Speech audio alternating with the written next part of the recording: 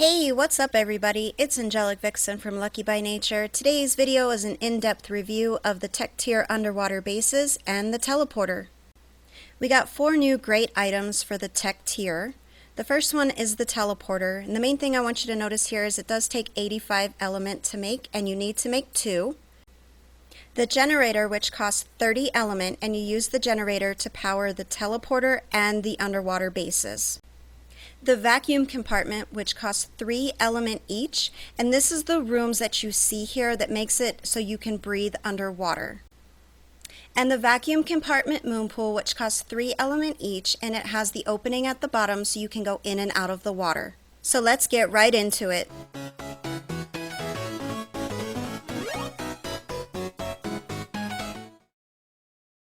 So I'm going to place my first teleporter, and as you can see here, it doesn't lock into all locations. The teleporter is approximately 8 tiles in diameter, so it's a very large structure.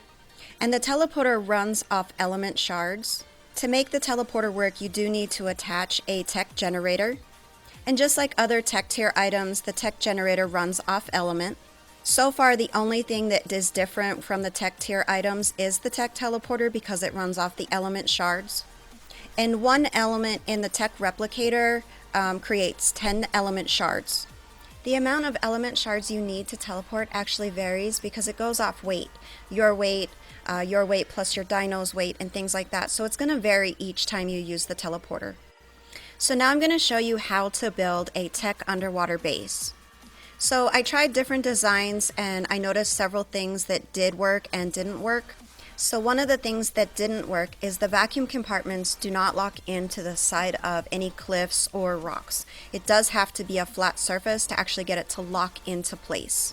So as you can see, I did need to swim around a bit to find places where it would actually snap into. Later in the video you'll see where I can get really close to the rocks, but it does have to be an established set of compartments before it will do that. Once you place the first one, it's very easy to build. They snap into place.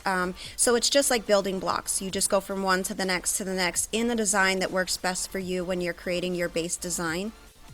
One of the things I really like about the underwater compartments is with each compartment, it is completely sealed once you turn on the generator. It's also very convenient because it's a box design, so you're not having to build walls and ceilings and pillars. It's already designed for you, so you just stick it into place and now you have a brand new room. Now that I have the back completely sealed, I'm going to work on the front, and the first thing you need to do is place your behemoth gates. That way you have your perimeter set. Now that I have my perimeter set, I will know exactly how much I need to enclose. And just like with other structures, you need to start from the bottom to the top. And as you will notice here, I could not get completely up next to the rocks. Certain locations would allow me to get right next to the rocks, while others did not. I don't exactly know what that is yet with the building of the underwater bases, but it is something that I will continue to test. At any point, you can add the tech generator. Once you power it up, the rooms become solid. And I did test out if you can place the generator on hills or cliffs, and it doesn't work unless it's a flat surface, but I did try putting it on a stone foundation, and I also tried with pillars and ceilings, and it does work as well. Once you power up the generator, it does give you several different options to choose from.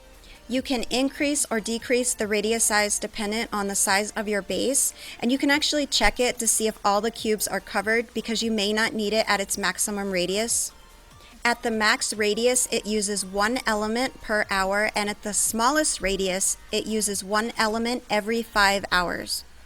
This is what it looks like when you turn the generator on. All the rooms become solid. And while lining up the boxes, if you missed any spots, it'll actually show you, and then you can just go in and add a compartment. Both the back and the front of the base are completely sealed up against the rock. Here I'm going to show you that the compartments fit very snug up against the rocks. Either they're right on the rock or really close to the rock. And if you use this method, it would definitely secure your base to ensure that no wild sea dinos can get in. And I chose this location so you could see that you have options when building your sea bases. This is another test base that I was working on, and this one is completely out in the open. So you can either utilize the rocks or you can just be out in the open. I do feel like you can secure your base more if one of the sides or even the top is natural rock formations in the ocean. It works fine either way, so it comes down to your preference as to where you want to build your base. From this point, it's time to add the moon pool, which is the compartment that allows you to go in and out of the water. Once inside, you open the portholes, and by doing this, it makes the rooms larger. If you happen to open the wrong porthole, it will flood the entire space, but all you have to do is close it and it will automatically seal it up again. Now I'm going to test to see what you can actually build inside the sea base. The underwater base does function just like a land base. You are able to put a lot of different items inside the base. As you can see here, I just put in a bunk bed. The new vault size is considerably smaller. I could see that definitely being a problem in PvP. I'm putting in air conditioners. You don't have to run electricity because the tech generator powers everything automatically. I placed a lot of things that you would normally place in your land base, and everything worked as usual. Again, the benefit to not having to run electricity is you just place the item and it's automatically powered. As you can see here, I did have to run pipe for the industrial cooker. And just like on land, if the item required gasoline to run, it also needs gasoline in the underwater base. There is not much of a difference between the land and sea bases when it comes to these items. I'm placing all of my stuff in the vault because I'm going to use the bunk bed and travel back to main base to ensure that everything works the same way. Thankfully, it does work the exact same way. The good thing about this is you don't always have to use the teleporter to get to and from your sea base. You can use the bunk bed if all of your items are already at the sea base, and you can use the teleporter for important things like moving dinos or moving a lot of heavy stuff. Another thing I discovered while I was doing the testing is everything you can place on the inside, you can also place on the outside. And I wanted to see if I could get a campfire to light underwater on the outside, and it did work. Not that you will probably need to do it, but at least we know there's not a lot of limitations. There's a privacy feature in the vacuum compartments. You can freeze them to black them out so people can't see in. Places that you would probably want to do this is where you keep your valuables. Other than that, you can keep it open so you can see the view of the ocean. I tested out painting, and it does paint the wall, it doesn't paint the window, and it also paints the floor. As you can see here, there are sections of the floor that are painted. Now it's time to place the second teleporter so I can teleport from main base into my sea base. As you can see, it says it takes 16 element shards to teleport. So I'm putting in my element shards so that I can teleport back to main base. Just like if you were transferring on a bed, this is a very simple process. Now I'm going to test out teleporting with one of my dinos to the sea base. The amount of shards needed to teleport has increased because my dino is on the platform. And again, the element shards needed to teleport is based on the weight. So it's your weight plus your dino's weight, or your weight alone if you're traveling by yourself. And if you're carrying stuff, it's also going to factor in on how much you weigh and how many shards you'll need to go to and from the bases. When I designed this base, I had aquatic breeding in mind, which is why I enclosed the bottom portion completely. The bottom portion of the base is fairly large, but I wanted to make it large enough that I could bring in both of my mosies. They both fit inside, and there was actually quite a bit of room left around them.